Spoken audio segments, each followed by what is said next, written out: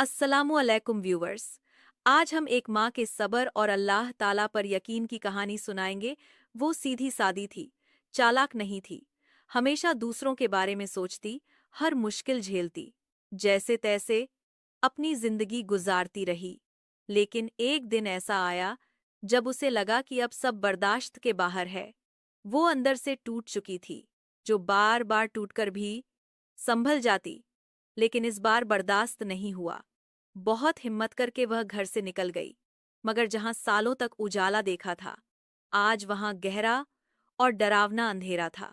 उसे आज पता चला कि नफसी नफसी का माहौल सिर्फ कयामत में ही नहीं मिलेगा, दुनिया में भी देखने को मिलता है। ये सब उसके तसव्वुर में भी नहीं था कि ऐसा भी हो सकता है।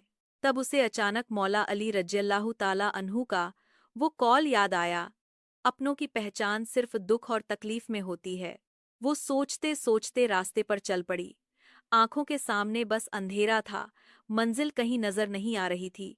जैसे जैसे आगे बढ़ती, रास्ता और लंबा होता जाता। कंधों पर बोझ नहीं था, पर ऐसा लगता था कि भारी बोझ उठाया है। उसने सोचा, कहाँ जाए, क्या करे? और उसके दिल में नेगेटिव ख्याल आने लगे, ऐसे ख्याल जो इंसान को अंधेरे में धकेल देते हैं। उसे लगा, अगर मैं ही न रहूं तो शायद सब ठीक हो जाएगा। कुछ भी करने से पहले उसने अल्लाह पाक को याद किया और सजदे में गिर गई और अल्लाह ताला से नबी और वलियों के सदके से मदद मांगी। उसके दिल को सुकून मिला। उसने सोचा, मेरे जाने के बाद क्या सब ठीक हो जाएगा? उसे जवाब मिला नहीं। थोड़े ही समय बाद सब अपनी अपनी जिंदगी में मस्त हो जाएंगे। बाद में उसने दिल की गहराई से सोचा, सब अपनी जिंदगी में लौट जाएंगे। अचानक से उसे अपने मासूम बच्चे याद आए और वह सोचने लगी, बच्चों का क्या, जो अल्लाह ने मुझे दिए है, लेकिन बाद में उसका क्या होगा?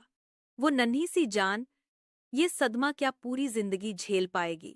फिर वह आखिरत के बारे में सोचने लगी और मन ही मन में पूछने लगी, क्या ये सब करने के बाद क्या मैं अल्लाह को मुंह दिखा पाऊंगी, जिसने मुझे सब कुछ दिया, आंखें दीं, दिल दिया, ये जिंदगी दी, इतनी नेमतें दीं।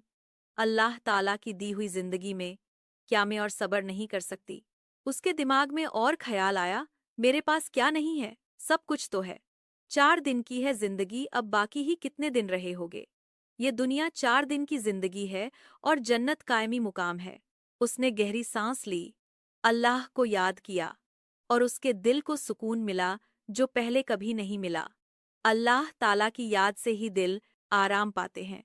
और वह रो पड़ी, पर इस बार लोगों के सामने नहीं, सिर्फ अल्लाह पाक के सामने।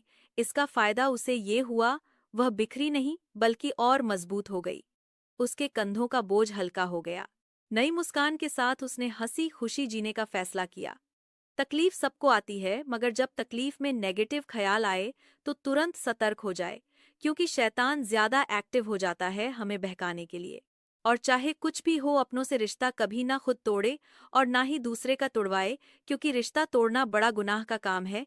ये रिश्ता अल्लाह पाक ने दिया है। दरगुजर करे, माफ करे और दिल बड़ा रखे।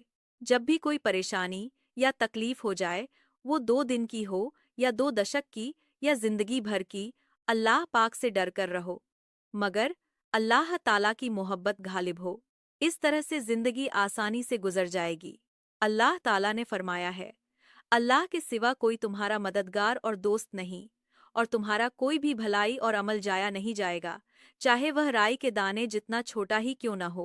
याद रखने वाली बात, मजलूम यानी जिसके ऊपर जुल्म हो रहा हो, उसकी मदद बिना सोचे करे, क्योंकि उसकी दुआ वो तीर की तरह होती है, जो कभी भी निशाना नहीं चुकती, जो 7 आसमान को चिरकर सीधा रब के पास जाती है।